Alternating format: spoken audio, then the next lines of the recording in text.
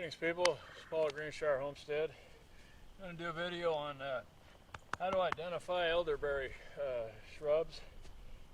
It's real simple. A lot of people don't seem to have a lot of confidence in it. It's understandable because if you pick the wrong thing, you can make yourself a little bit sick. Elderberries are making a comeback. They're very, very good for you. They're good for your immune system, good for your digestion. You know, people use them for a lot of, when they get a cold or flu, that kind of thing. I just like to eat them. We make pies, cobblers, and syrup. If you've watched any of my videos, you might have seen the one on black walnut syrup. My black walnut syrup that I harvest in February, I'll start running out of that usually around mid to late June, and then the elderberries aren't ready to harvest till about August. So I got a couple of months there where I got to eat that store-bought crap maple syrup. It doesn't even have any maple syrup in it. It's just high fructose corn syrup and a bunch of artificial flavors and chemicals. It's absolutely nasty, but I can't afford the real stuff, so I got to eat the fake stuff until the elderberries come on. And do not eat the elderberries while you're picking them. You can't eat them raw. They're not good for you when they're raw, so you got to boil them first. Just a little tidbit to let you know there. The three things that will somewhat get confused with elderberries, they really don't look anything like an elderberry. The berries are similar, but the shrubs are not. But I mean, if you know what you're looking at. Pokeberry is one of them. I don't think it looks anything like an elderberry. The berries grow on a stem, kind of lined up, whereas the elderberries grow in a floret, circular floret. And the pokeberry stem it's real feeble. You can easily snap it, and it's bright green. It might have some purple streaks in it, but it's more like a weed than a shrub. And it doesn't look anything like an elderberry. And then the water hawthorn and the walking stick, those can look similar, but the walking stick has got nasty thorns on the stems. The branches, it's got nasty thorns. If you see the nasty thorns, get the hell away from it, because it's a walking stick. They call it devil's walking stick. And then the water hawthorn is also like the pokeberry. The water hawthorn stem is going to be more green, and it's going to look more like a brand new stem than it is like the branches on the elderberry are more like a tree branch, whereas the water hawthorn looks more it's green and smooth, whereas this is more of a brownish gray color. So they really don't look similar, but I understand why people are a little nervous about going out and just picking wild elderberries. I grow some of my own here on our place, but I gather a majority of them growing wild along the roadside. As I drive around in the spring, the flowers come on in May, and they're large and they're white and they're kind of umbrella shaped, and you can see them from way off. And you can just stand on the road and look along the fence lines and the tree lines out in the fields, and you can see them because the flowers are so big and so bright. And then you just make your way over there. Again, you can't be walking around on people's property. I've mentioned that in my maple syrup video, but along the roadside there, between the road and their fence, or between the road and a ditch, between the road and the timber line like that, where it's along the roadway right away, you can wander in there.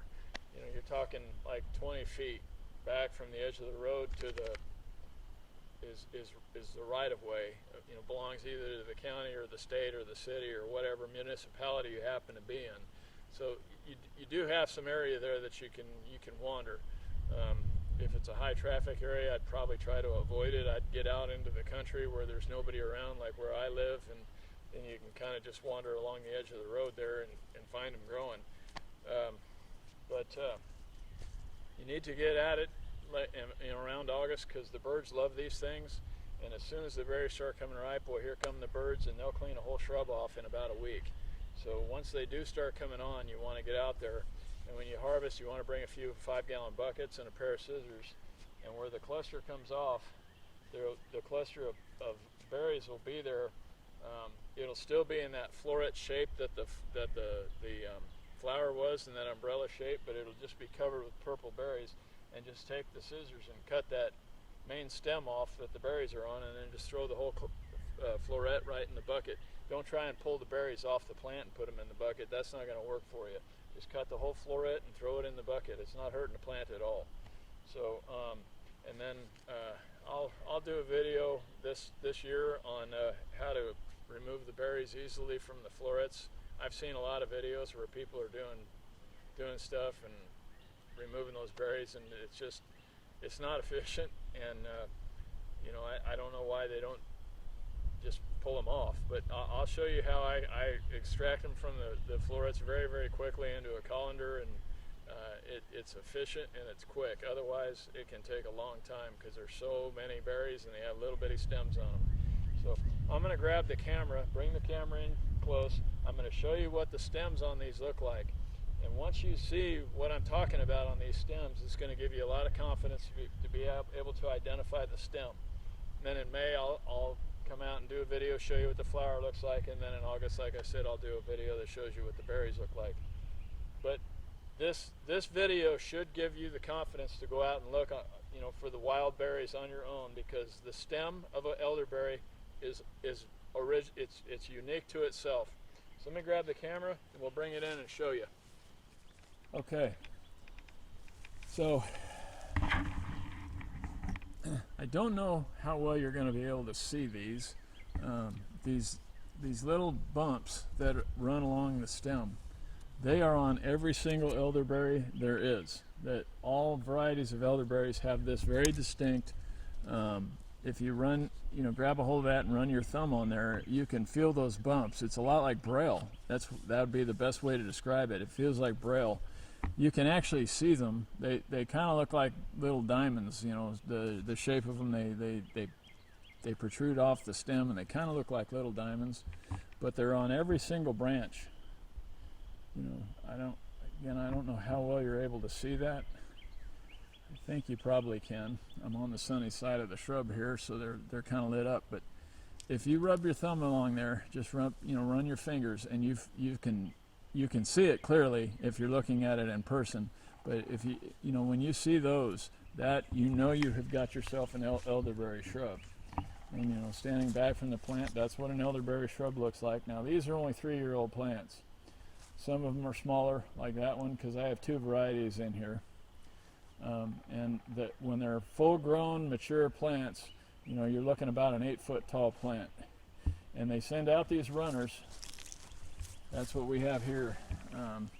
These are runners that came up last year.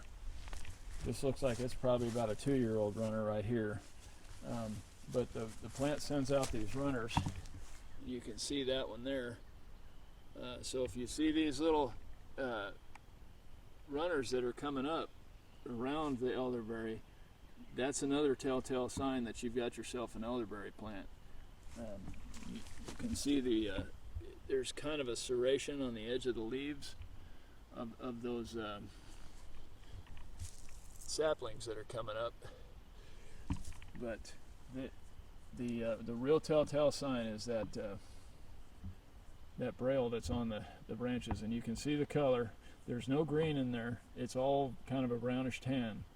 And the devil's walking stick I talked about, instead of having those little bumps on there, it's going to have thorns, a bunch of thorns sticking out, and it's going to be wicked. You're not even going to want to touch it. So that's how you tell the difference. And I think that should give you some confidence that you know you're looking at an elderberry. And then of course I'll give you some more confidence when we show you a video of what the actual berry clusters look like and the flowers look like. So if you found this video helpful, please subscribe and give me a click on the like button. We'll see you next time at Greenshire. Thanks for watching.